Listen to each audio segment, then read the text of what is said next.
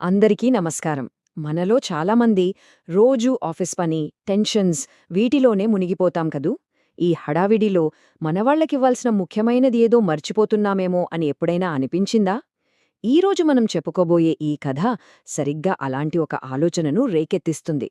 మన ప్రాధాన్యతలను ఒక్కసారి వెనక్కి తిరిగి చూసుకునేలా చేస్తుంది. పదండి మరి కథలోకి వెళ్ళిపోదాం. ఈ మాట మనందరికీ తెలిసిందే కదా. డబ్బు పోతే మళ్లీ సంపాదించుకోవచ్చు, కాని గడిచిపోయిన ఒక్క క్షణం కూడా వెనక్కి తిరిగి రాదు. ఇది ఎంత నిజమో మనకు తెలుసు. కాని నిజ జీవితంలో దీన్ని ఎంతవరకు పాటిస్తున్నాం? ఈ చిన్న మాటే మన కథలో ఒక తండ్రి జీవితాన్ని ఎలా పూర్తిగా మార్చేసిందో ఇప్పుడు చూద్దాం. ఇక మొదటి భాగం చూద్దాం. ఒక తండ్రి పరధ్యానం అంటే పనికి, కుటుంబానికి మధ్య కంటికి కనిపించని ఒక గోడ ఎలా ఏర్పడిందో చూద్దాం. ఈ భాగంలో రాజేష్ అనే తండ్రికి, అతని కొడుకు రోహిత్కి మధ్య నడిచే సంఘర్షణను మనం చూస్తాం. ఒక్కసారి ఊహించుకోండి. ఒకవైపు రాజేష్, ఎప్పుడు పని గురించే ఆలోచిస్తూ ఫోన్ కాల్స్తో బిజీగా ఉండే ఒక తండ్రి. మరోవైపు అతని చిన్న కొడుకు రోహిత్. వాడికి కావలసింది నాన్నతో కాసేపు ఆడుకోవడమే. ఇద్దరూ ఒకే ఇంట్లో ఉంటున్నా వాళ్ల ప్రపంచాలు మాత్రం వేరువేరు. ఆ దూరం వాళ్ళిద్దరినీ ఎలా వేరుచేసిందో చూడండి. ఎంత అమాయకమైన అభ్యర్థన కదా ఇది. రోహిత్ అడిగింది ఖరీదైన బొమ్మలు కాదు, పెద్ద పెద్ద గిఫ్ట్లు కాదు, కేవలం తన తండ్రితో కొన్ని క్షణాలు. నాన్నా, నాతో కాసేపు ఆడతావా అని అడిగాడు. ఆ చిన్న కోరిక కూడా తీరడం లేదంటే ఆ తండ్రి ఎంత పనిలో మురిగిపోయి ఉన్నాడో మనం అర్థం చేసుకోవచ్చు. కాని పని ఒత్తిడిలో ఉన్న రాజేష్కు ఆ పిలుపులో ఉన్న ప్రేమ అర్థం కాలేదు. వెంటనే కోపంగా, నాకు టైం లేదు, వెళ్ళి చదువుకో అని గట్టిగా అరిచాడు. ఆ మాటలతో ఆ చిన్నారి గుండె ఎంత గాయపడి ఉంటుందో కదా. పాపం రోహిత్ మౌనంగా అక్కడ్నుండి వెళ్ళిపోయాడు. కథ సరిగ్గా ఇక్కడే ఒక పెద్ద మలుపు తీసుకుంటుంది. ఒక చిన్న సాధారణ ప్రశ్న దాగి ఉన్న ఒక పెద్ద సమస్యను ఎలా బయటపెట్టిందో ఇప్పుడు మనం చూద్దాం. రోహిత్ తన తండ్రిని అడిగిన ప్రశ్న ఇది: నానా, మీరు ఒక గంటకు ఎంత సంపాదిస్తారు? ఇది ఎవ్వరూ ఊహించని ప్రశ్న. ఒక చిన్న పిల్లాడు ఇలాంటి ప్రశ్న ఎందుకు అడుగుతాడు? రాజేష్ కూడా ఒక్క క్షణం ఆశ్చర్యపోయాడు. ఈ ప్రశ్న వెనుక అసలు కథేంటి? రాజేష్కు మొదట కాస్త చిరాకొచ్చింది. తన పనికి అడ్డు వస్తున్నాడని అనుకున్నాడు.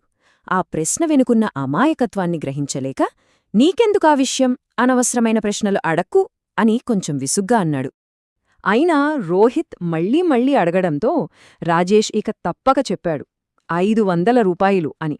ఆ సమయంలో రాజేష్కు అస్సలు తెలీదు ఈ 500 రూపాయలనే అంక తన ఆలోచన విధానాన్నే మార్చేయబోతోందని. ఇది కథలో చాలా కీలకమైన అంశం. ఇక మూడో భాగానికొచ్చేశాం. 1 గంట వేళ.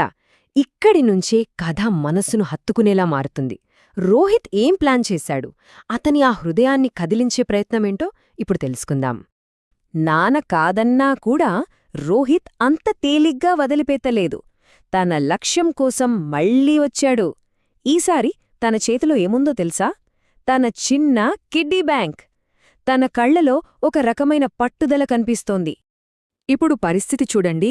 రోహిత్ తన తండ్రి సమయాన్ని 1 గంటపాటు కొనాలనుకుంటున్నాడు. దాని వెల 500 రూపాయలు. కాని పాపం, తన దగ్గరున్న పొదుపు కేవలం 200 రూపాయలు మాత్రమే. మరి మిగిలిన 300కు ఏం చేయాలి? తన దగ్గర డబ్బులు సరిపోకపోవడంతో రోహిత్ మళ్లీ వాళ్ళ నాన్న దగ్గరికి వెళ్లాడు. చాలా అమాయకంగా అడిగాడు, నానా, నాకింకొక 300 రూపాయలిస్తావా అని. అసలు విషయమేంటో రాజేష్కు తెలీదు కదా. వాడేదో బొమ్మ కొనడానికే అడుగుతున్నాడని అనుకున్నాడు. అంతే. తన కొడుకు ఏదో అనవసరమైన వస్తువు కోసం డబ్బడుగుతున్నాడని రాజేష్ పూర్తిగా అపార్థం చేసుకున్నాడు. దాంతో రోహిత్ని గట్టిగా తిట్టేశాడు. కాని అసలు నిజం వేరు. అది రాజేష్కి ఇంకా తెలీదు. ఆ తర్వాత రోహిత్ చెప్పిన మాటలు వింటే ఏ తండ్రి గుండైనా కరిగిపోతుంది. కళ్లలో నీళ్లతో చెప్పాడు, నా దగ్గర 200 ఉన్నాయి, మీరు 300 ఇస్తే మొత్తం 500తో మీ 1 గంట సమయాన్ని కొనుక్కోవాలని. ఆ మాటలు విన్న రాజేష్ ప్రపంచం ఒక్కసారిగా తలక్రిందులైపోయింది. కొడుకు చెప్పిన మాటల ప్రభావం ఆ తండ్రి మీద ఎలా పడింది? ఇది కథలో ఒక పెద్ద పరివర్తన. ఇక్కడే రాజేష్ తన జీవితంలో దేనికి విలువ ఇవ్వాలో తిరిగి తెలుసుకుంటాడు.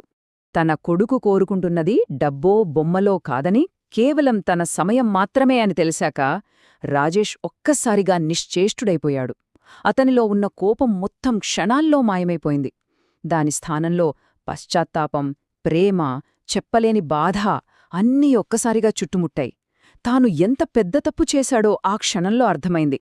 రాజేష్ కళ్లలో నీళ్లు తిరిగాయి. ఒక్క క్షణం కూడా ఆలస్యం చేయకుండా తన కొడుకును గట్టిగా కౌగిలించుకుని అన్నాడు, నాకన్నా నా సమయం అంతా నీకే. ఆ ఒక్క కౌగిలితో, ఆ ఒక్క మాటతో వాళ్ళిద్దరి మధ్యున్న దూరం మొత్తం చెరిగిపోయింది. ఇక చివరి భాగం, అత్యంత విలువైన కరెన్సీ. ఈ కథ నుంచి మనం జీవితాంతం గుర్తుపెట్టుకోవాల్సిన పాఠమేంటి? ఇది కేవలం రాజేష్ రోహిత్ల కథ మాత్రమే కాదు, నిజానికి ఇది మనలో చాలామంది కథ.